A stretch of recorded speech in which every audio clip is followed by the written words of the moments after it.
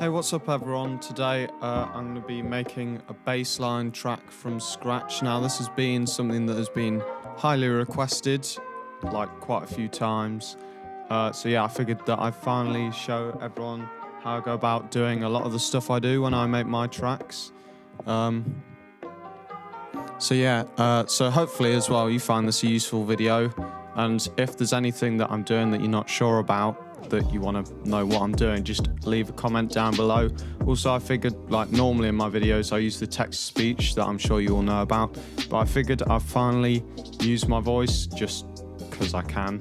I mean, I could have had a camera as well, but obviously we're all in quarantine at the moment, we can't get haircuts, so I don't have peak performance hair at the moment. But yeah, so let's get right into it. So I downloaded an a cappella of Splice to start this off, which I'll play for you here.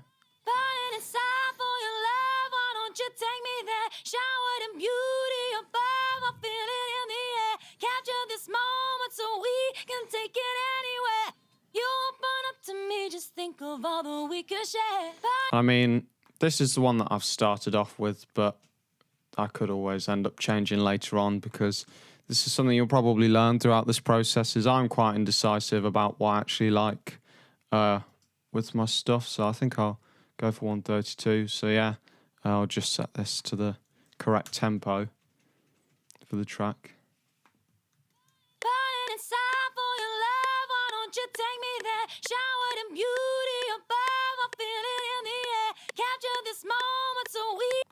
Did I do that right? It doesn't. There we go. I don't know what I did the first time, but it wasn't right, whatever it was. Right, where do we start? Yeah, this is the thing. Like, often I just start off my tracks by just kind of messing around in FL Studio, but I'm just gonna do a quick low end cut on this, because on vocals, like, you never tend to really have any of the important information.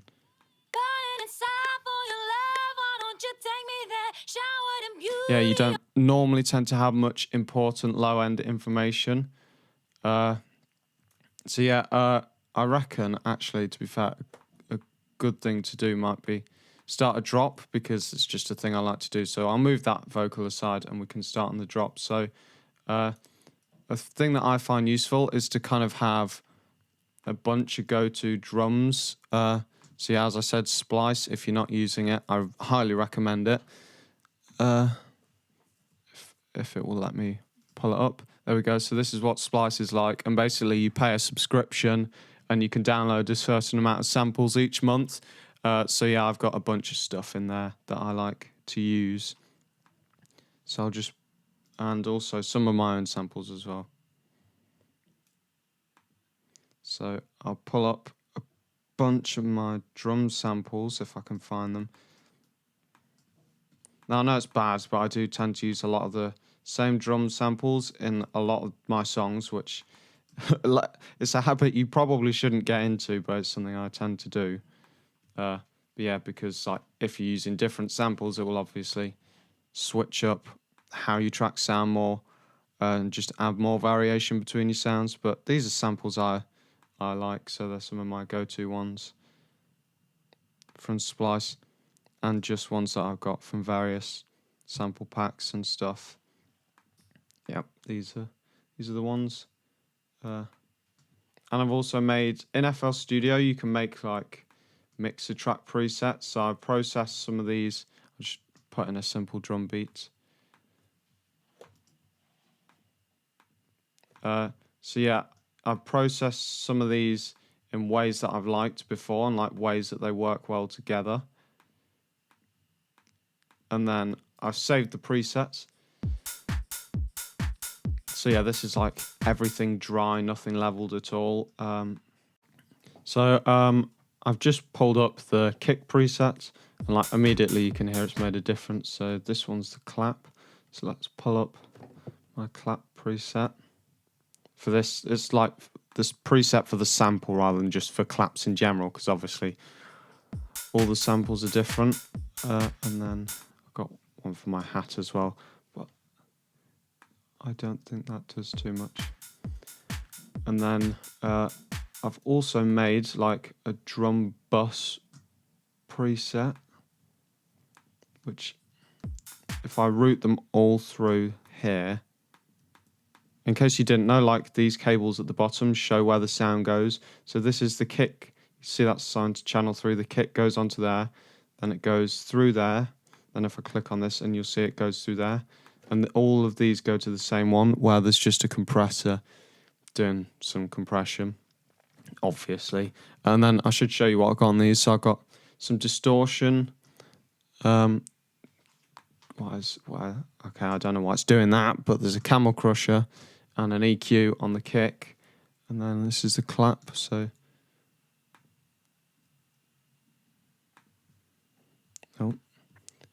there's some stereo widening, some more stereo widening, an EQ. That's a bit of a mental EQ, but I mean, it sounds how I want it to sound, so it's all right. Then some distortion. I don't even know if that's actually doing anything, to be fair, because the mix is all the way down, but whatever.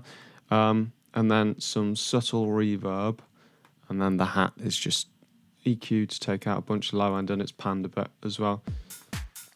And then, yeah, so they're all going through that. And another thing I like to do with my drums, just to make them pop a bit more, so I've got this, it's called parallel compression. So basically, if you remember, all the drums that we've got so far going into here, and then at the moment this drum bus is going into this channel and the main output. So on here, I think it might even literally be a preset from Maximus.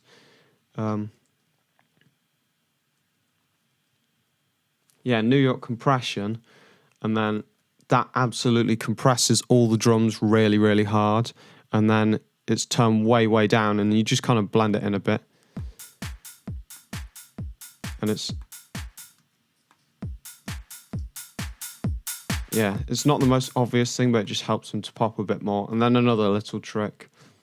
You see, when you do all these things a bunch of times, it can be time-saving to have them saved as presets, is just like a bit more grit to the drums through this. So again, that's off to there, and then just blend it in a bit with Camel Crusher on, so that does some distortion. Camel Crusher, by the way, is a really good plugin, and I'm pretty sure it's free, so you should definitely check that out.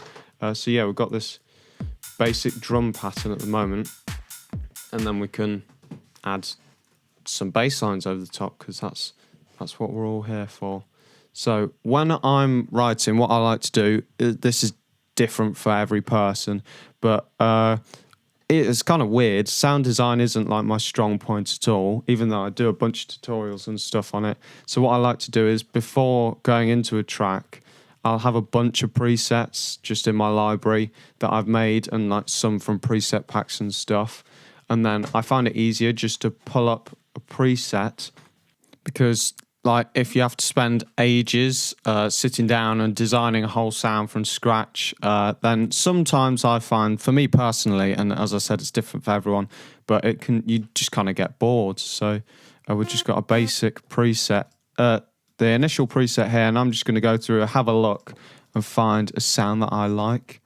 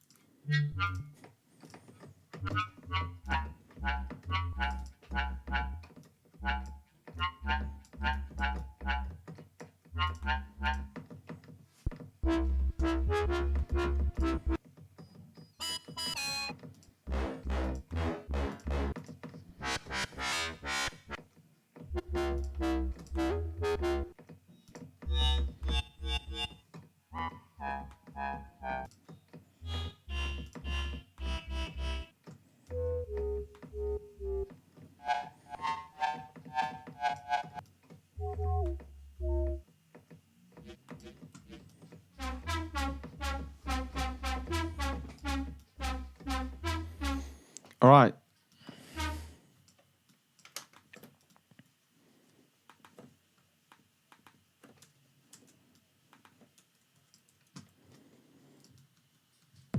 All right, so I found this preset that I like. It's from, this one's actually not one of my own. It's from a pack called Evolution of Bass. What's it called? Evolution of Bass Dark Bass Presets, which I highly recommend checking out because it is a really good pack. Or it might be called his Night Bass pack, whatever. You can find it on YouTube, and yeah, I really recommend picking it up because it's really good. So yeah, if we just kind of have a mess around.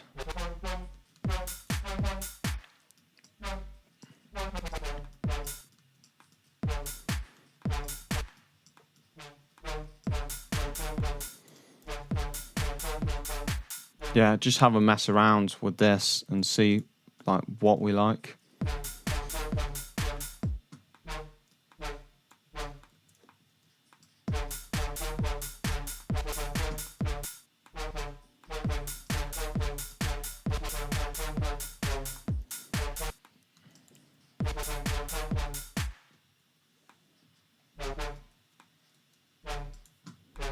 Yeah, so I reckon something like that would sound cool. By the way, to select everything and drag like that, I hold Command because I'm on Mac.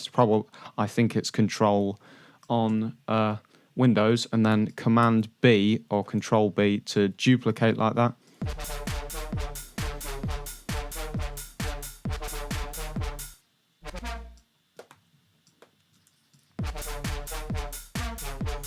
Yeah, I reckon that sounds cool. Oh, this has got... I'm not going to use that sub because I like to add on my own sub. Yeah, so you see this kind of sounds cool at the moment, but I'll add in a sub preset that I have made previously. Let's find it. Oops, that's not it. So just copy this.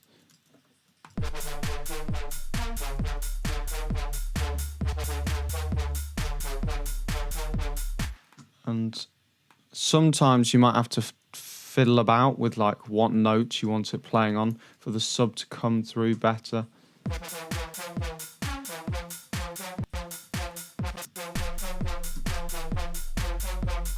I reckon that's good. And then I've got this preset.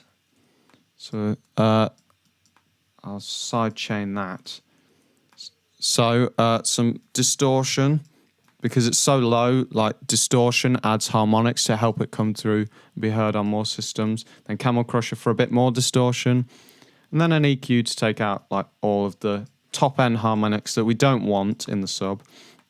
And then a limiter. So you'll see that dipping there is the kick that I sidechained before. And then on there to sidechain, so when you open up the compressor, Fruity limiter, sorry, it will come up like this, and then you go onto compressor, right click on there, and then if you click that like that and turn that all the way down, you find it in there, and then just pick the channel and then mess about with the threshold and ratio. And the reason I've done this on this, as well as helping the track pump, the kick and the sub are like in similar frequency ranges, so they can just clash loads. So having this sidechain helps to stop that.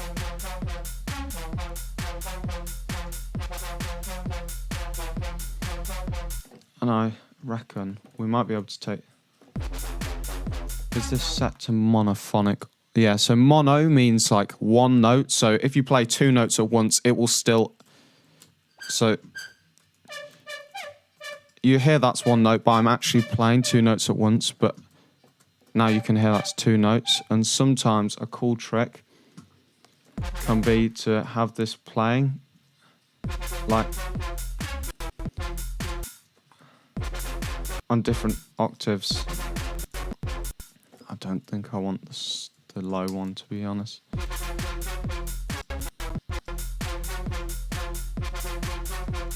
I'm also going to add a bit of subtle sidechain to this main bass sound. You don't want to overdo it on this because it can sound a bit weird.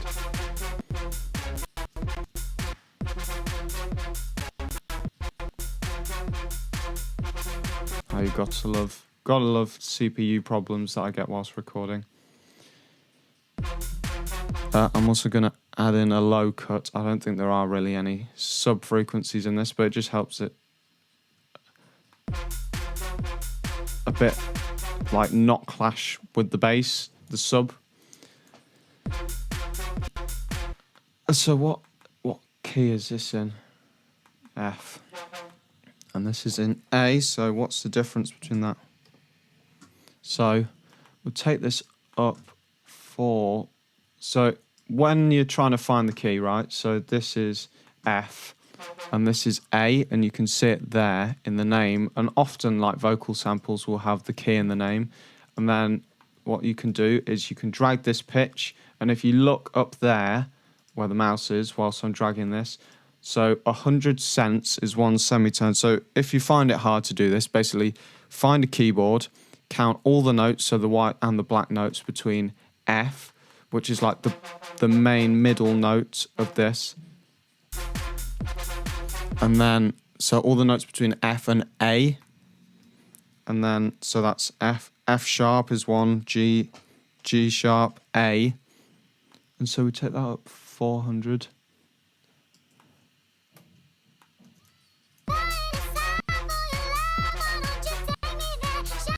I mean, that like doesn't sound very good at the moment, but it's in the correct key is the thing that matters. And the thing is, it does sound like really high.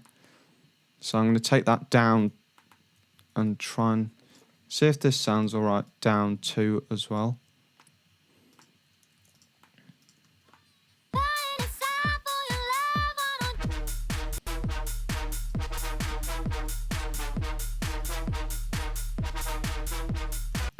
Yeah, that sounds good. So what I like to do, so at the moment we'll go on to doing some vocal processing now. As I said, I kind of have no idea what I'm doing with this tutorial, so it'll be quite back and forth, I reckon. So yeah, we'll do some vocal processing. So at the moment all we have is this low cut, and I like to use my presets because it just saves time. Like if you've made a preset that you like, you can just save it and then come back to it later and tweak it specific to the track. So as I was saying, so on this preset, we just have some OTT, which is a free plugin. It's a multi-band compressor. And if you use this, you don't want to use too much. So the depth is good for adjusting this. So actually, I'll tell you what, I'll take all of these off, and then we can hear what each individual thing is doing.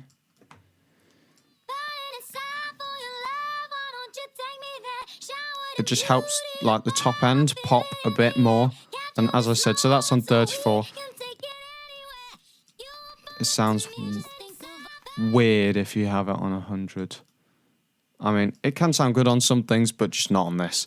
And then kickstart, I have to say I don't really use this much, but it helps, it ducks the sound at the start, so it's like sidechain compression, but without the sidechain bit. It's a good plugin. Yeah, as I said, I don't use it loads, but it just helps. It kind of adds some bounce to the vocals and then some compression again. And then some EQ. What's this doing? Yeah, a bit of a boost there and cutting off the low end. And then, so what channels aren't we using? So if we route this to here, and then I'll show you what I like to do with the vocals. So add some delay.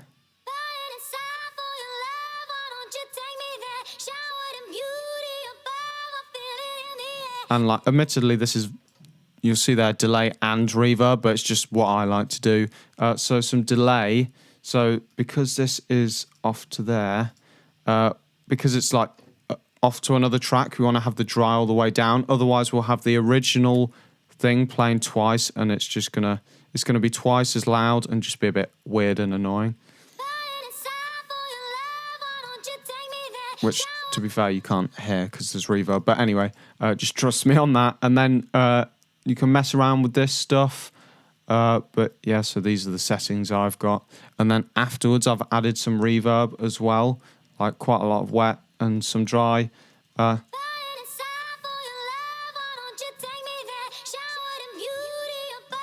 And it just kind of helps it sound a bit less strange, I guess. And then also a reverb. So I'll send that to that again.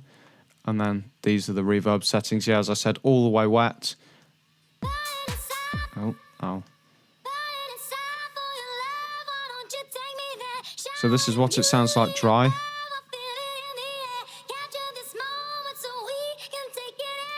And yeah, it just sounds better. Because adding reverb and delay can help it just sound more natural. Because, like, if you imagine, if you hear in real life, there's reverb all around you. Like, you might not realize it, but you'll hear the sound of someone's voice bouncing off the walls in a room and the ceiling. And you never hear someone unless they're literally like whispering in your ear or talking to a microphone like me. You'll never hear them straight up without any reverb. And it just kind of also helps add a bit of an atmosphere to the track, I guess. So, yeah. Are these even in the same key anymore? I don't know, but at the moment, that's not what I'm focusing on. We can sort that later. I think I might mess this up. This is a good tutorial. But anyway, so another thing that you can do is a useful little plugin I like to use is a thing called Little Alter Boy. It's not free. It's about 50 quid, I think, but you can do a lot of cool stuff with it, and I would definitely recommend it. So we just do this. So there's a thing called Formant Shifting. Now, I'm not the best person to explain this because I don't really know how to explain it because it's kind of weird. It's like magic, basically. But it's like you can change it sounds like it's at a different pitch, but it's actually at the same. So I'll show you what I mean. So I'll play this.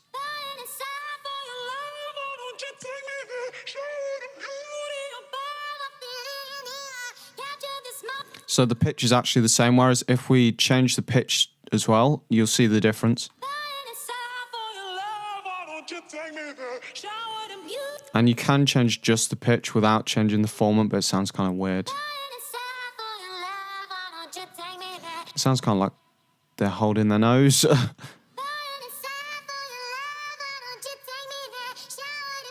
So if you've ever heard that, like this kind of high vocal style, this is a way that a lot of people do it. If you got Logic, as in the DAW, you can do this in there, and there's plenty of tutorials on YouTube on how to do it, so you wouldn't have to buy this. But it's just nice to have this inside FL, which is where I work. So yeah, I think turning that up a bit helps. And you've got Drive, which if you crank it can sound not too nice. And then Quantize is basically like auto-tune.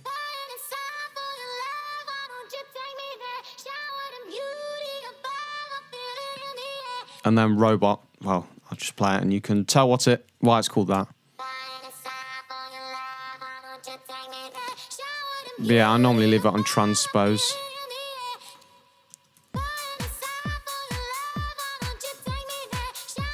So, yeah, I like how those vocals are sounding. So the next part is we can start trying to put together some kind of basic melody underneath the vocals. Yeah. So I like to use FL keys for this, just because it can be a bit clearer than like some weird synth preset.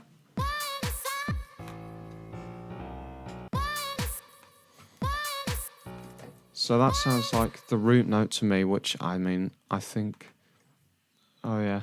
So for this to be the same key, because I did mess this up earlier, this will have to be on that.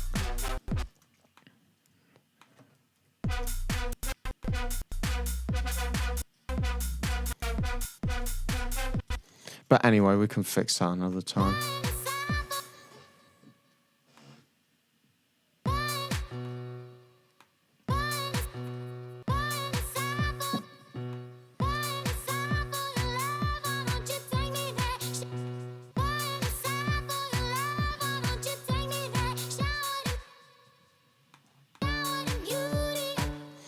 feel like this kind of syncopated triplet thing can sound cool with this.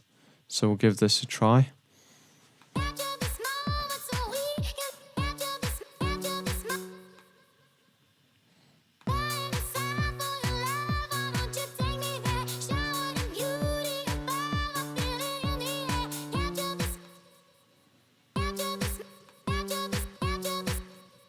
What is the note I'm looking for?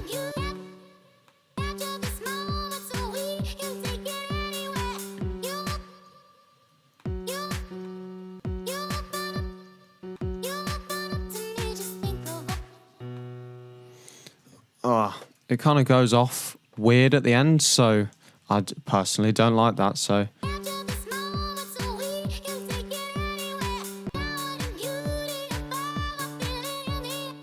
I think I might just repeat this section for the time being, and I mean, that was the most rough cut ever, but we'll see how it sounds.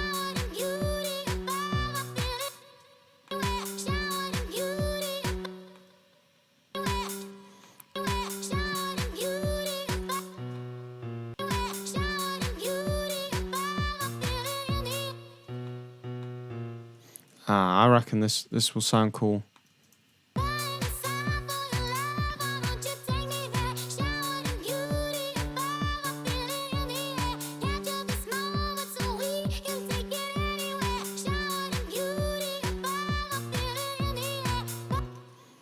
Oh yeah, so that's sounding cool at the moment.